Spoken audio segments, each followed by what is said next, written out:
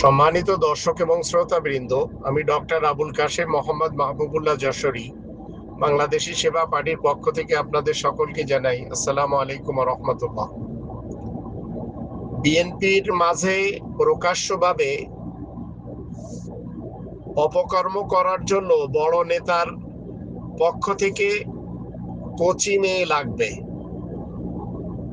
ঢাকা থেকে বড় নেতা আসবে, তার মনোরঞ্জন করার জন্য 16-17 বছরের সুন্দরী কিশোরী মেয়ের ব্যবস্থা করতে মহিলা দল নেত্রীকে বিএনপির নেতার ফোন যেটি ফাঁস হয়ে গেল, তাহলে বোঝা গেল এরা শরিয়া আইনও বিশ্বাস করে না এবং এরা প্রকাশ্যভাবে না পারলেও গোপনীয়ভাবে জিনা করার দল।